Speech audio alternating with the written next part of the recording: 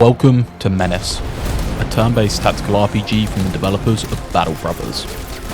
Lead a strike force against an alien threat, answer distress calls across different worlds, train and equip infantry, deploy tanks and mechs, and plan and execute missions in detailed turn-based battles. Today we're going to take a general overlook at the game, but also take a look at a few finer points of information that should help you get started out, understand a little more, or get a feel for the game before jumping in and buying it, hopefully. Please note that this information is hopefully all accurate at the time of the early access launch on the 5th of Feb 2026. So we're going to break today's video down into a few sections. These sections are going to be gameplay overview, which will include star map, operations, missions, and so on.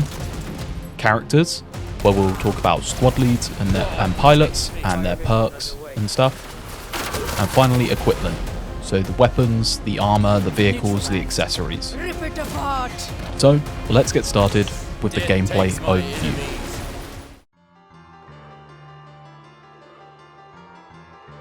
Menace takes place in the Way Back system. It comprises of a number of planets and a broken warp gate, cutting it off from the core worlds. The Terran Congressional Republic's Navy, TCRM, has dispatched the TCRN Impetus under your command to bring order to the frontier and repair its warp gate. The game's missions take place as turn-based tactical combat missions. These are the main bulk of the game, but the star map adds strategic additions and context to battles over medium and long-term goals. The star map is the central hub of the game. This is where you will not only see all the planets, what factions own them, who is calling for aid, but you can also access faction info, operation capability improvements, OCIs, squads, your vehicle bay, black market, and hiring. You can also see your resources in the top left, which comprises of promotion points, OCI components, authority points, and squaddies. Now, missions are set inside operations. Operations are the overarching campaigns you can fight on each planet. They consist of multiple tactical battles or missions. New operations can appear every turn on the star map and will remain for a set number of terms afterwards. However, they will eventually expire. If they expire, you may suffer a penalty to your relations with the faction they are for if they do.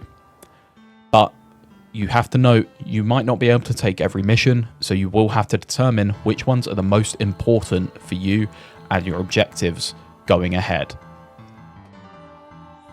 The missions are the main bulk, and you'll be treated to a planetary view for the operation that contains the said missions. This will be showing you a branching selection of the missions involved. Each mission will provide different rewards and present you with a number of skulls representing the difficulty of the mission, with 1 being the easiest and 3 being the hardest. Every mission you undertake, you can earn up to a 5-star rating. The higher the rating, the better the benefits to discipline and promotion points. To my knowledge, it is supposedly a 4-star rating that is required to gain benefits to your ship's discipline. Logistics, such as staying under the supply limit for a mission, the casualties you undertake, the effectiveness of which you undertook objectives, how quickly, bonus objectives, will all add to your rating. The higher the rating, the better the rewards, and when you complete a mission successfully, you will also gain a reward that is listed for it as well. This can be equipment, weapons, and so on. Discipline will help raise the morale on the ship and reduce the number of negative events in the star map. Missions are separated into multiple stages. Pretty much 2, but the first stage is the prep. Here is where you will get details on the mission and your objectives. Intel on enemy positions and squads once you have an OCI upgrade, and the better the intel capabilities, the more accurate and more info you'll get here, which will show their positions and squad types on the map. This is where you'll also be able to select your units, select where you're deploying them within your deploy zone, and see your supplies and your supply cap for the mission ahead. The second phase of a mission is the actual deployment, the combat phase. Here you'll be deployed into a traditional turn-based tactical system with some mechanics you may or may not have met before.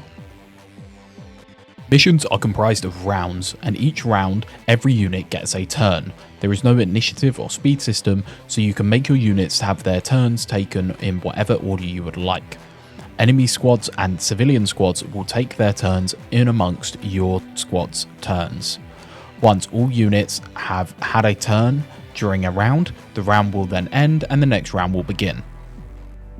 I'll go into depth into the combat mechanics, the extents and effects, and extra bits in another video. There are different planets, and these planets have different biomes. The planets are all affected by time and weather conditions. At time of making this video, nighttime is currently the only time of day that modifies gameplay mechanics, in which it will reduce visual range by 4, detection value by 50% and accuracy by 20%. All weather types can modify combat mechanics depending on severity. Light rain has no effect. Heavy rain, however, can reduce vision and accuracy. Sandstorms and blizzard will reduce vision, accuracy, and movement.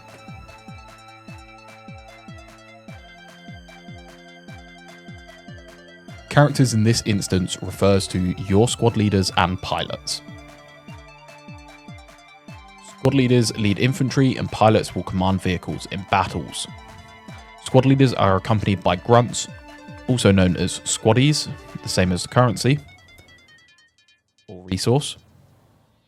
They can be equipped with different weapons, special weapons, armor, and accessories. Each squaddie accompanying a squad leader represents a percentage of the unit's health pool.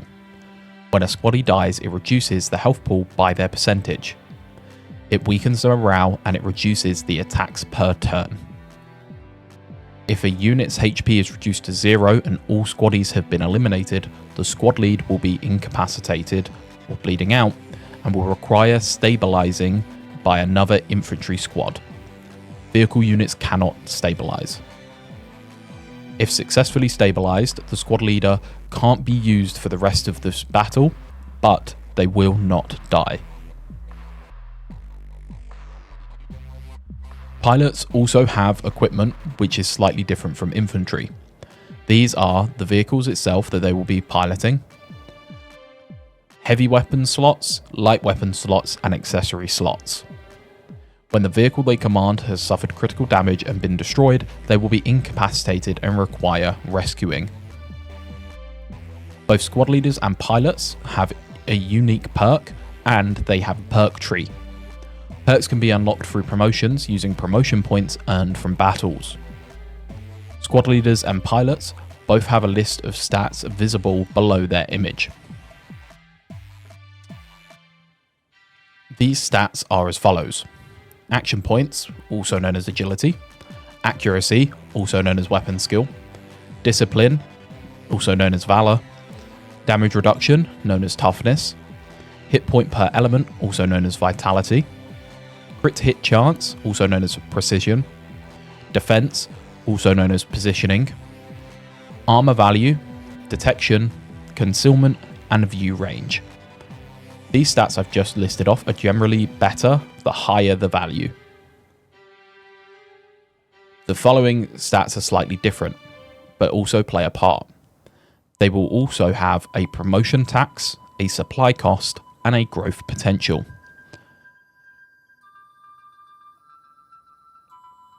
These are a bit of a mixed bag. Growth potential is better the higher. Supply cost obviously reflects the cost of the unit, and promotion tax reflects the cost increase per promotion level based on how much they've been promoted already. But I will cover all of these in depth in another video. Perk trees contain a list of different perks you can select from when you promote a unit. The perks offer different bonuses, advantages, and skills to a unit. There are 8 ranks a unit can hold, and it is possible to demote them for a small refund of promotion points, but this will come at the cost of upsetting the affected unit.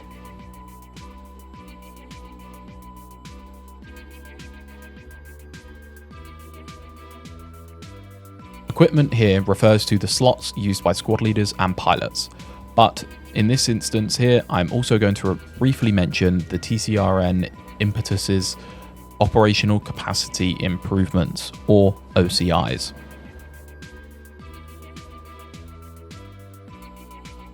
Weapons, armor, accessories, vehicles, vehicle weapons, and vehicle accessories are the equipment that we will focus on and cover briefly here.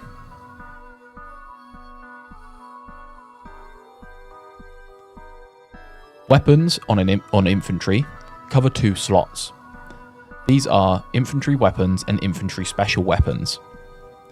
Equipping a squad with an infantry weapon will provide each squad member with their own version of said weapon that you equip. This will increase the supply cost of the squad proportionally to the amount of squaddies in the squad. So, the bigger the squad, the bigger the cost. Each weapon has different stats and capabilities. Attacks are listed as skills in combat, most of which are standard or straightforward attacks, but some weapons may offer different utility-based attacks. Infantry special weapons are generally more powerful but more specialized weapons, with different attacks that they can utilize. These include anti-tank launchers, machine guns, indirect fire, sniper rifles, and more. They boast their own utility to the squad and will alter the effectiveness at different ranges and for different objectives.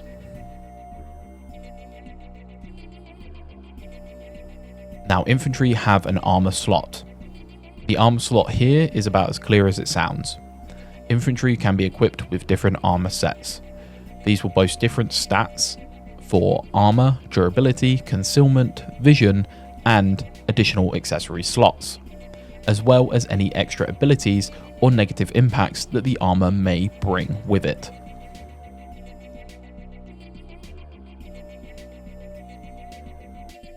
You can see these when you look at the armor. Accessories talks about extra items you can equip your squad with so they can utilize these in battle. Accessories include stuff like grenades, disposable launchers, different ammunition types to utilize in their weapons, recon drones, stimulant drugs, sidearms, and any extra misc items like ammo bags, armor plates, binoculars, camouflage, and night vision. These will increase the supply cost of the unit, but give them extra utility to use and will help round out the squad and give them extra usage.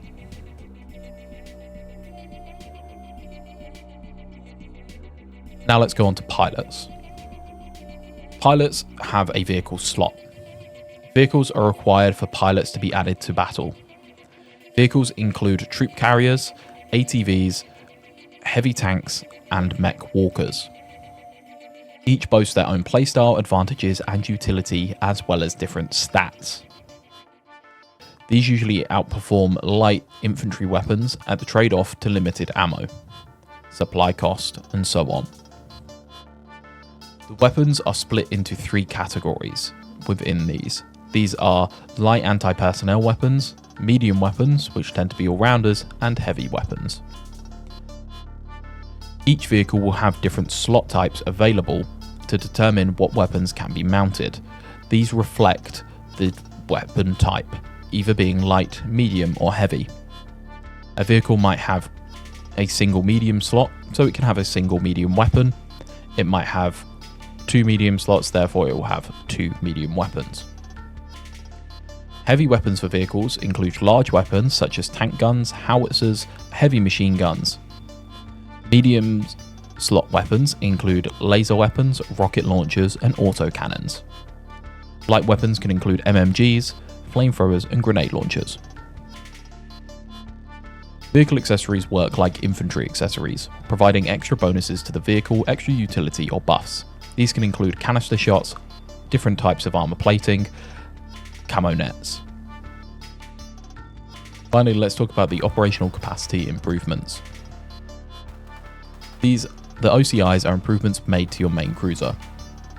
These improve combat capabilities such as orbital support during missions, intelligence capabilities for mission prep, and ship/admin capabilities, which are support areas such as medbays and vehicle repair slots.